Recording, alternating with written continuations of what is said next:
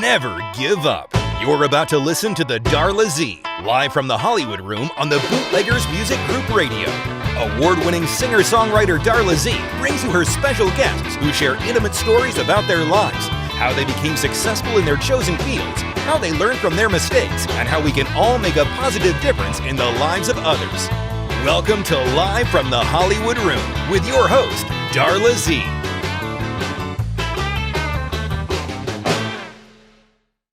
Hi, my name is Darla Z, and thank you so much for joining us on the Darla Z Live from the Hollywood Room show. I have a very incredible guest with us today. I love women that are powerful and smart and have integrity, and this woman is that and more. She specializes in the field of psychiatry and forensic psychiatry. She's highly respected in the field. And when you call up her CV and you see it, the awards are like, I don't know, her CV is 89 pages long, probably longer now because when I saw it was 2 years ago. And her awards and honors are amazing. So without much ado, I give you Dr. Britta Ostermeyer. Welcome. Thank you so very much. And thank you for these kind words. And I appreciate to be on your show today. Thank you. Thank you. So can you give me a little background on, I hear an accent. And so can you give me a little background on where you were born and how you became who you are today? And I know that's a really broad spectrum, so we can piece it up if we want. I understand. As you can hear, there is an accent. So I was born in Germany, northern Germany, close to Hanover, and I came at a young age to the US to continue my studies in medicine and become a doctor. And thereafter, I stayed because at that point I had my son and I had so many good mentors and friends that it made sense for me to go ahead and then do my residency training at the hospital, which I did in neurology and in psychiatry. And then, yes, as you mentioned, I did also a fellowship training in forensic psychiatry, which is psychiatry and the law. Okay, and that is extremely impressive.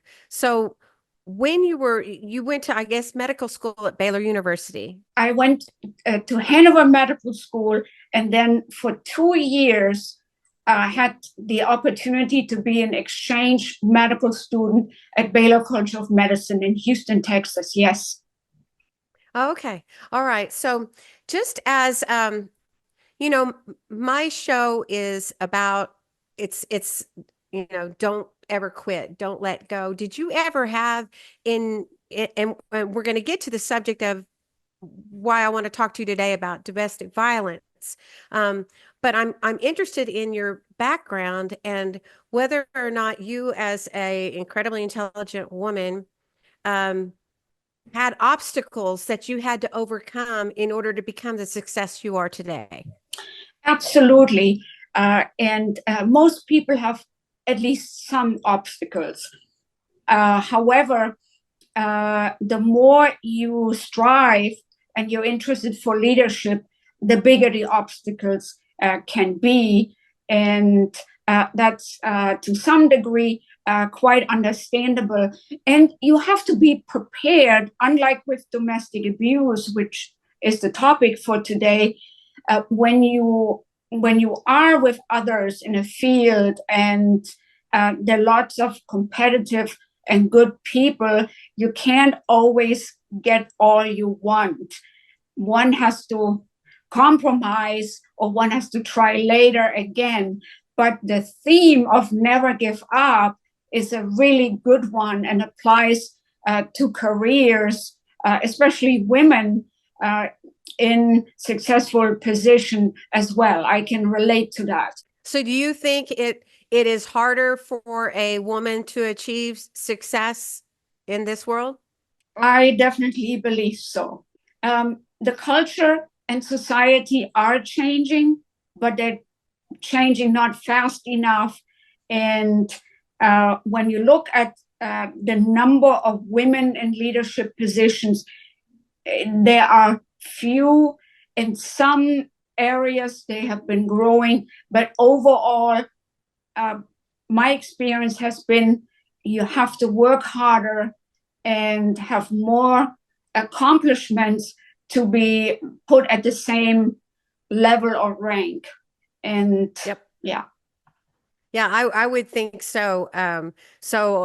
It's commendable. What is your title at the University of Oklahoma? Yes, I'm a professor and chairman of the Department of Psychiatry and Behavioral Sciences. I'm also the chief of the psychiatry service at OU Health, which is our clinical enterprise where we see patients. So you're the boss. You are. I like to, the reason I smile a little bit is I like to look at, I prefer teamwork, and studies show more women look actually into a horizontal organization of leadership than a vertical. And when you have a team, when you have a village, you can accomplish so much more than as a single person. That is wonderful and so true. So true. Because I've seen it, in the legal system that I worked in as a singer and songwriter, through for 20 years, but I've also worked in the legal system. And, I interviewed a female judge this weekend, and it's kind of the same thing. You surround yourself with great people. A lot of the successful people that I've interviewed and talked to, that is always like their number one thing is surround yourself with great people and you become great. So I think that's great that you said that. Your list of honors are mind-blowing, and I believe in October of 2023 you received and they call it the Red Apple, but it is the American Academy of Psychiatry and the Law Award, and that is just an incredible accomplishment. Was that was against every other woman or man in the United States? All forensic psychiatrists who are a member of the organization, the American Academy of Psychiatry and the Law, is the largest organization of forensic psychiatrists in the US and actually worldwide. And wow, we are lucky to say that we have outstanding colleagues and highly accomplished colleagues who, many of them are in academic positions, some of them are in private practice. Forensic psychiatry deals with the interface of psychiatry, psychology, mental health, and the law.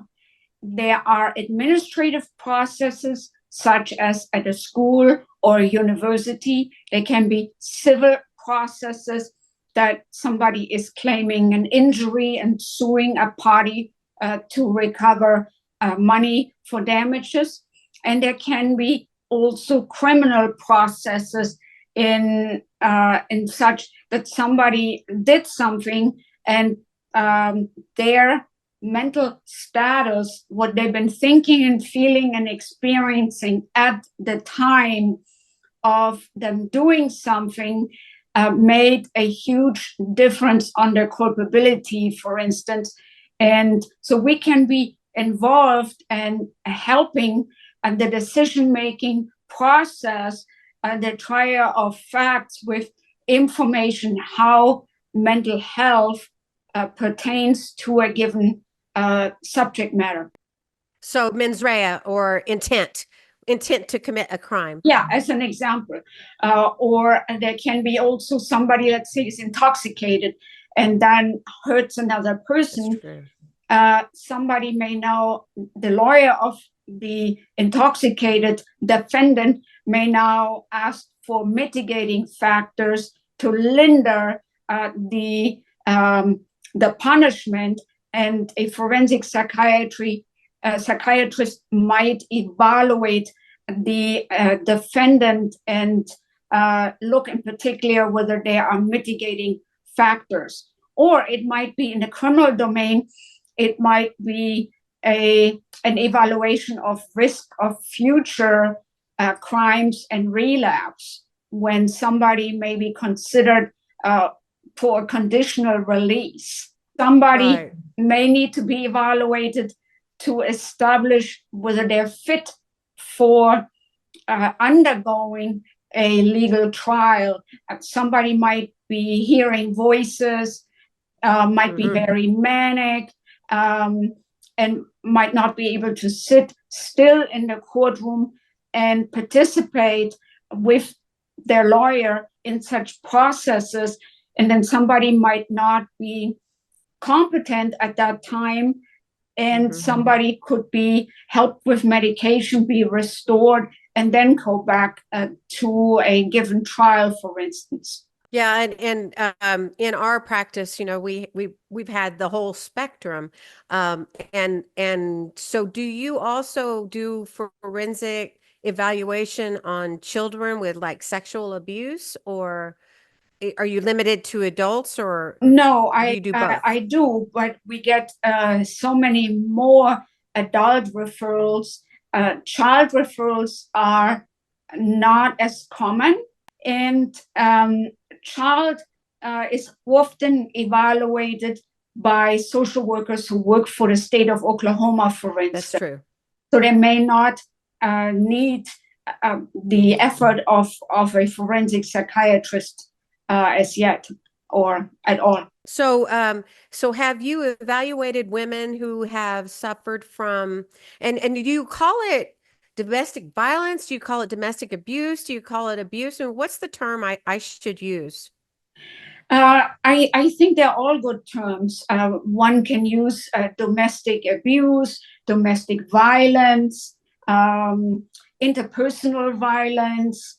And they're all good terms. They all point to a pattern of a person, the abuser, trying to gain power and control over another person in their home. And there are different kinds of abuse one can experience, of course, such as physical or emotional. It can be sexual. It can be even financial, economic abuse. What is it about this chart that helps you conduct your forensic evaluations? Well, when you look at the chart, there are all these elements that bring the abused under control and power of the abuser. And in forensic evaluations, we need to factor that in.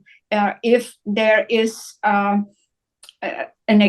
if I have to evaluate an abuser or an abused, then I do need to evaluate what type of abuse, how long, what extent, what injuries. And because being an abuser, but more so being the abused, leaves huge footprints in our brain and impacts a person's life for the rest of their life. Yes, it does. And it also impacts the lives of their family and their children, which we're going to talk about in our second show that we're going to do about the effects of abuse on children. When you say control, I remember we did a lot of indigent work at the beginning of our career. And I remember a case where the guy was driving along and he pushed his wife out of the car, and they were on 55 miles an hour. And then when it came down to time to prosecute the case, the woman didn't want to say that he had done it. And so they went ahead with the prosecution, and thankfully he was found guilty. But how often is that women make excuses for their spouses? They remain silent. And why do they stay under that situation that's so awful? Unfortunately, you're bringing up a very important topic. It is often it is usually the case that the woman in a relationship is not speaking up, and that relates to a number of factors. First of all, somebody being controlled and abused is going to fear the abuser. So let's not do anything that could upset this person and then get more abused, get beaten more, and threatened more. Women in these situations, there are more women, 4 out of 5 abused are women, also believe that they are trapped and that they have no place to go, that they may lack finances to sustain themselves, and they also don't recognize, or they don't want to recognize that they're being abused, because if they recognize, they may have to do something about it, and that might not be easy. They also blame themselves and believe if I wouldn't be like I am, defective and not respected and not worthy, then it's just okay that I get this kind of treatment and punishment. And we'll have to emphasize, no one ever should be abused in any kind of way. Even if somebody did the wrong move, being told, hey, this needs to go differently, discussing it, that's totally okay. But beating somebody up and exhibiting a pattern of control and abuse over them, no, that is never the corrective action, no matter how wrong somebody may have behaved. Yeah, absolutely. As a woman who has been, going to date myself, married 40 years. So it is, communication is the key to a successful marriage. And I cannot fathom living in a relationship like that. And we're going to talk about Simone O'Brien. She didn't have any abuse in her background, and none in her family, none in her previous boyfriends. And I was blown away with the fact that she just recognized red flags. She recognized signs and symptoms, and then ended up getting away from him. But then, he went nuts and almost killed her. So there are different forms of abuse. Can you tell me, how often is it that it is someone who's had abuse, maybe as raped or something in their background with their father or mother? How often is it compared to someone who just picks the wrong guy? What do you think? Having been abused and having had trauma usually weakens for years to come, and that person is more vulnerable to being picked as a victim. Absolutely. And women also in general, after sexual abuse as kids, they become more the abused of the next generation, or even promiscuous. Whereas men in general, not all, but men who've been abused identify with the abuser rather than the role of a victim. And unfortunately, they can become the abuser of the next generation to come. And so it is often that a person who is being abused had an abuse history, but it's not necessary. There are women who did not have that. It's important to understand, being in an abusive relationship can happen to any one of us with any kind of background, race, or socioeconomic group. It is something we have to be aware and concerned. We have to recognize, and we have to take safe steps away from abuse. Is there, like, for instance, taking the first subject, which is the woman that has it in her history. Like we had a girl way back when, DUI, and she was a stripper. And of course, she was raped when she was a child. And so we tried to help her, and she did change her life and got away from the pimp, who was Wonderful. also her husband. Mm. And, but she, so many of the strippers and things like that have been abused when Yeah. they were young. And people don't understand that. And, yeah, I mean, it's not a great profession, but I can understand how it happens when they have a horrific past. We know today that childhood adverse events profoundly, deeply, massively impact the person for the rest of their lifetime. It is so profound, and it hugely impacts one's self-esteem, one's self-worth, one's ability to stand up.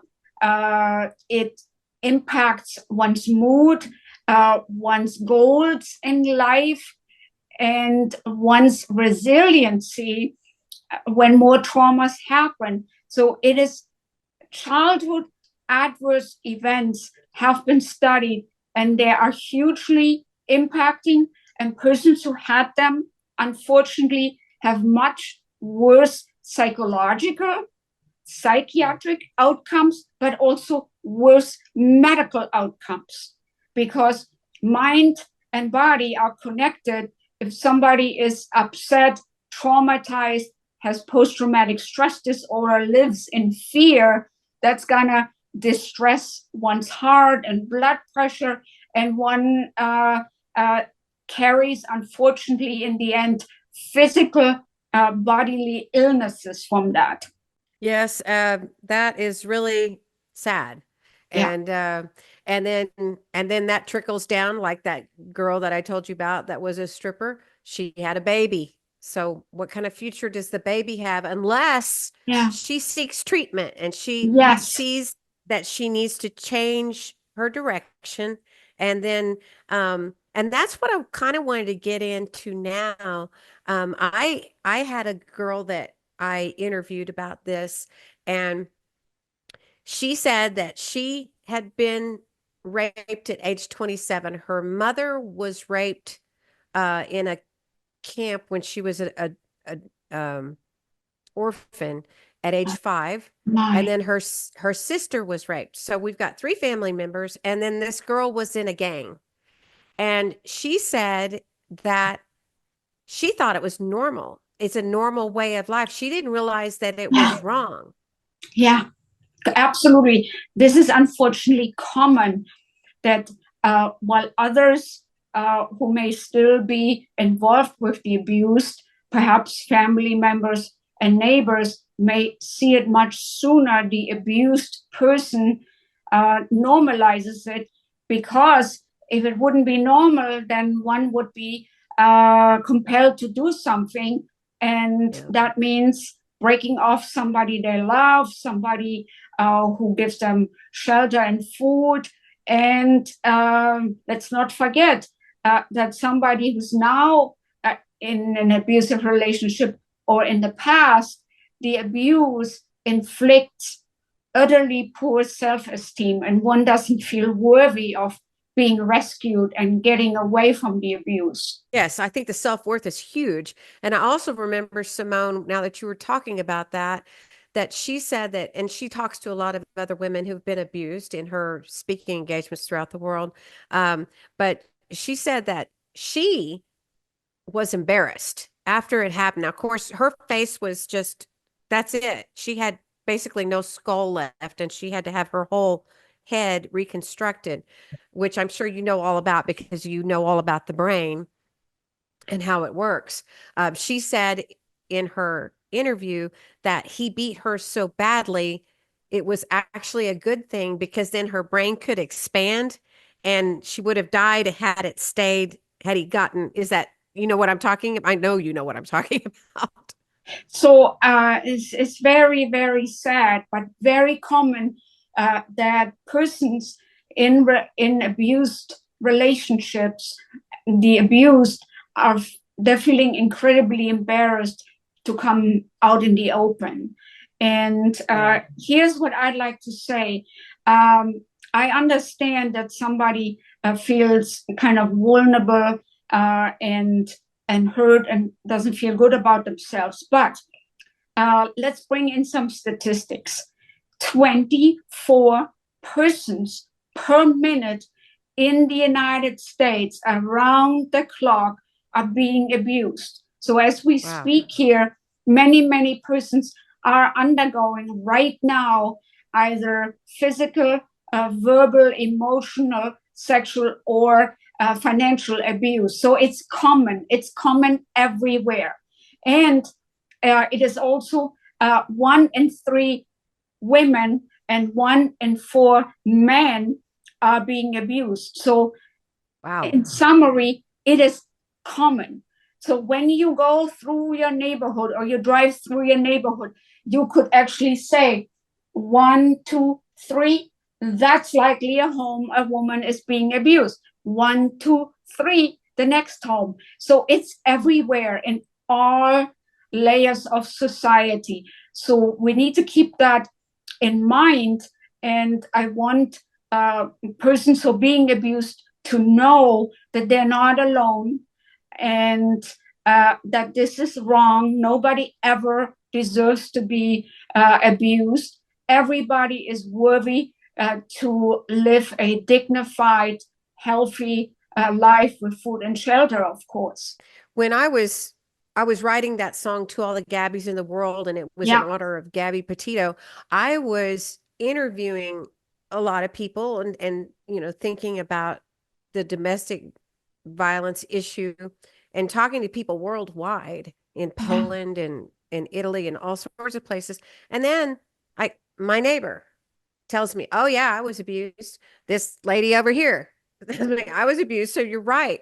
I did not realize it was that predominant, but I knew that it was throughout the world. And I wanted to use the word pandemic, but that's not proper because or is it? I mean, that's more like an infectious disease, isn't it? It's not narrowly speaking the proper medical word, but in the understanding that this is something that is beyond one continent and it's an abnormal behavior, I would wholeheartedly approve of calling it it's pandemic. It's any lifestyle. You can be whoever, yes, and it can affect you. It doesn't limit to certain lifestyles. Unfortunately, it does not. No. And back to the woman that I told you that was raped and her family and all that awful. One of the things she also said was that she didn't trust the police. She didn't trust law enforcement. So when it came to the fact, when she finally came to the realization that it was wrong, then she didn't have anybody she could relate to seek counseling. She couldn't afford it, and she didn't trust law enforcement. How do you help a victim who doesn't trust the police but wants help? What do they do? You're talking about a very, very common problem, unfortunately. And this problem often also comes about because the abuser at that point has already isolated and segregated the abused from friends and family, and one might feel all alone with the abuser at home and where to turn and where to trust. It's important to know that there are many good resources out there. There's a National Domestic Violence Hotline. First of all, it is 800-799-SAFE, which is 800-799-7233. So I would advise to call a helpline.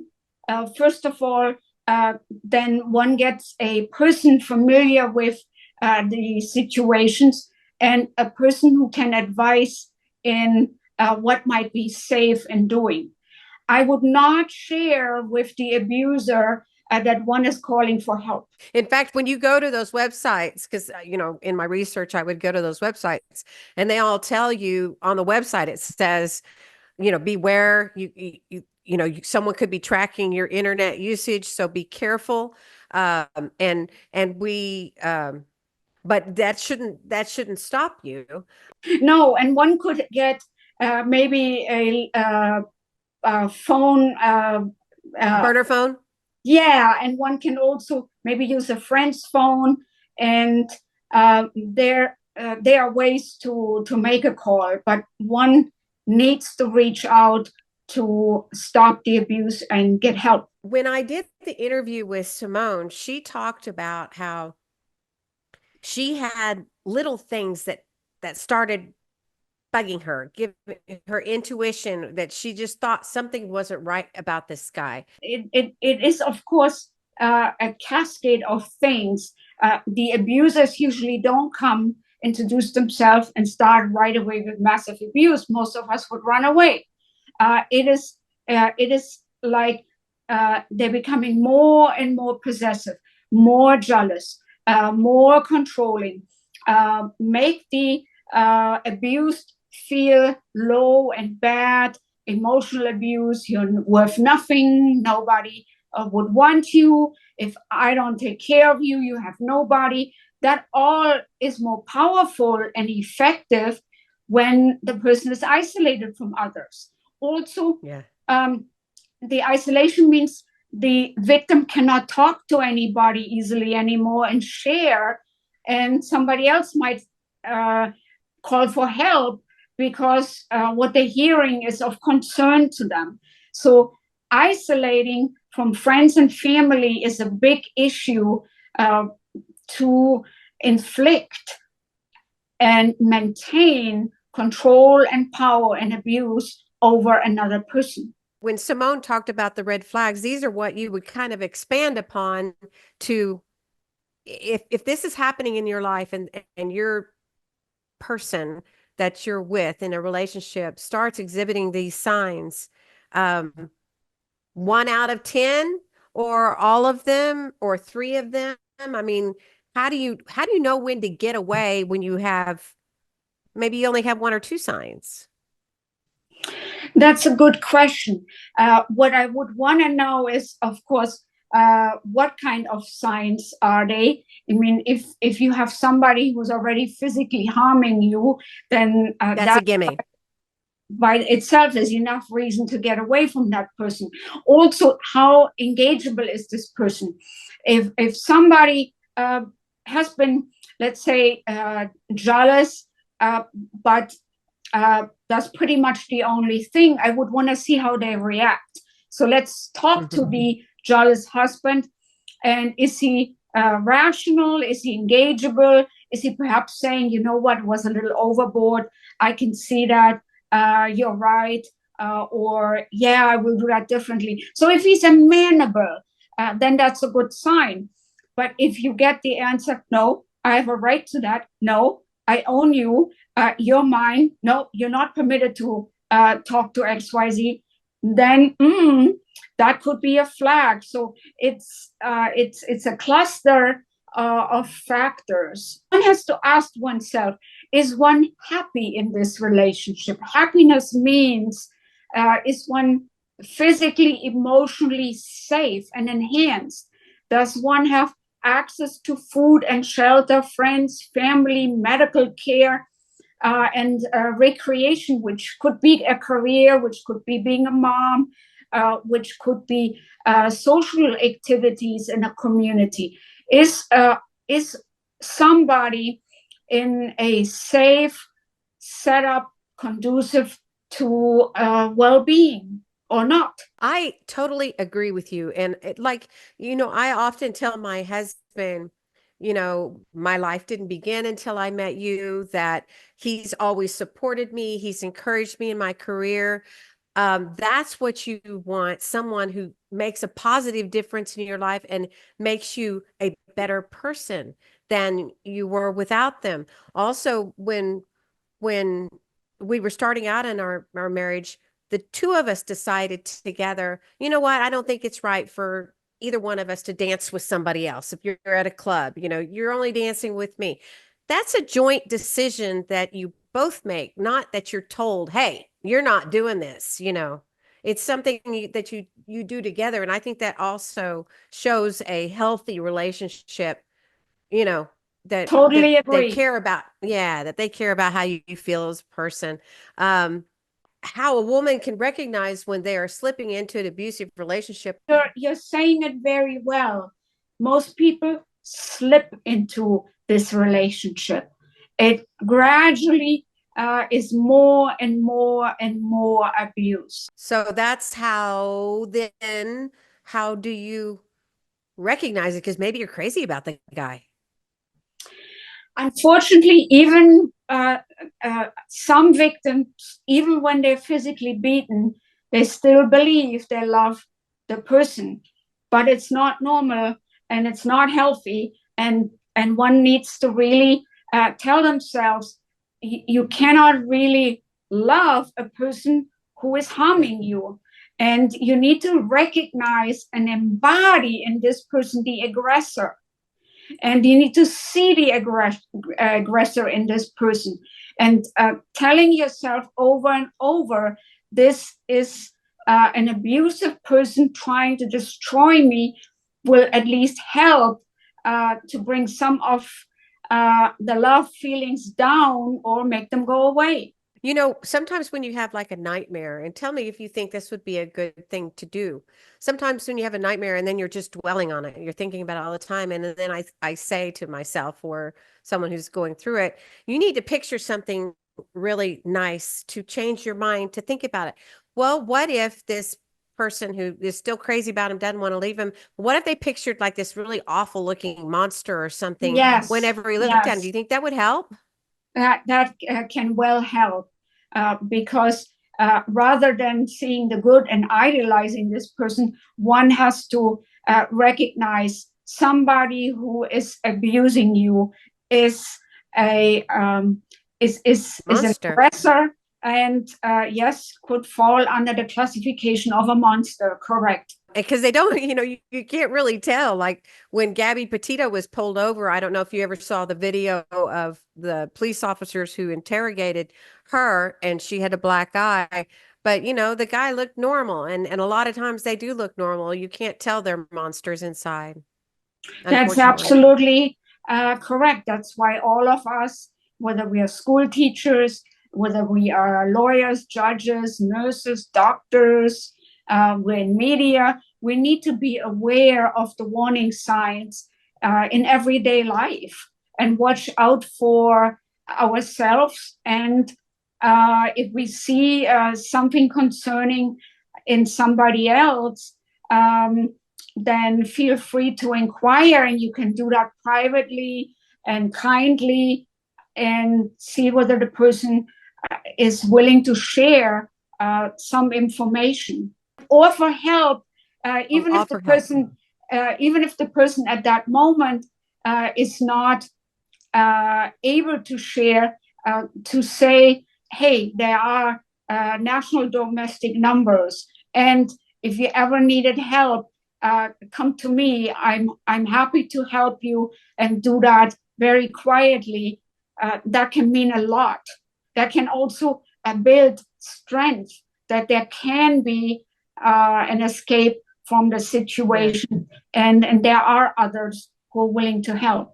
That can inspire. Yes, I totally agree with you. And creating awareness. This is October is National Domestic Violence Awareness Month and Prevention Month. And so that's what we're doing today is trying to create awareness that if you're in an abusive relationship, or someone you love or know is an abusive relationship, get out or help them get out. And we all want the best for you. And absolutely. It's time now. Now's the time. Do it. Leave. Correct. One has to, however, also say, when you're getting out, do it quietly, not in front of the aggressor, not with knowledge by the aggressor, because the aggressor, when they really think they're losing you, might be beating you so badly that they could severely injure you, or they might even knowingly conclude this is the time to kill you. So do it quietly. When the person is out of the house, pack up, have a plan, and get out when the person is not around. That's excellent, excellent advice. And I really appreciate that. So I hope those of you that are listening to us today, I hope you follow the doctor's awesome words of wisdom. And we love you, and God bless you, doctor, for what all you do. And God bless you all that are listening, and Godspeed and help you all. Thank you so very much. And I send my you regards to everybody who's been listening. Thank you so much. And thank you for joining us, doctor. It's been really special having you. Likewise. Bye-bye now. And I'll be talking to you again. Bye-bye. Yes.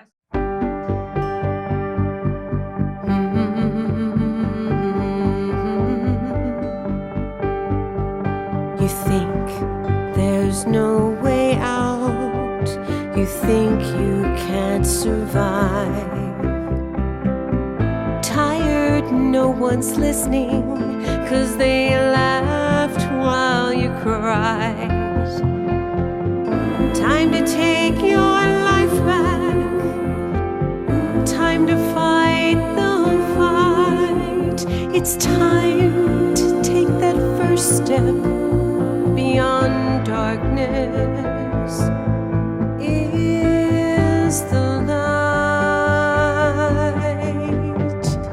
Don't look back, walk away. Now's the time, it's a new day. Take off like a butterfly, it will be a better life. You'll be happy, you'll be strong. To all the gas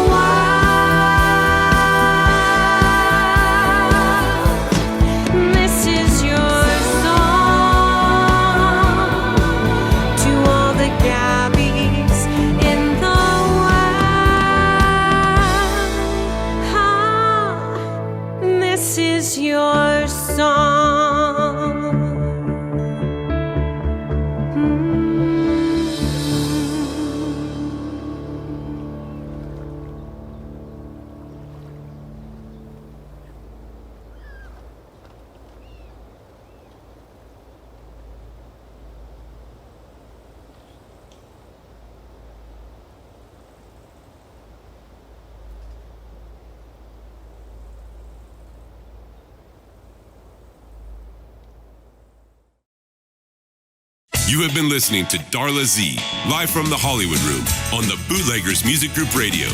Be sure to check out all our shows and download our app at www.bootleggersmusicgroup.com. The Bootleggers Music Group is dedicated to bringing you uplifting, educational, and inspiring shows for the love of God, one tune, and one show at a time. Be sure to visit Darla Z at www.darlaz.com to learn more about your award-winning host. Thanks for listening to or watching the Bootleggers Music Group Radio. Executive producer, Paul E. Jones.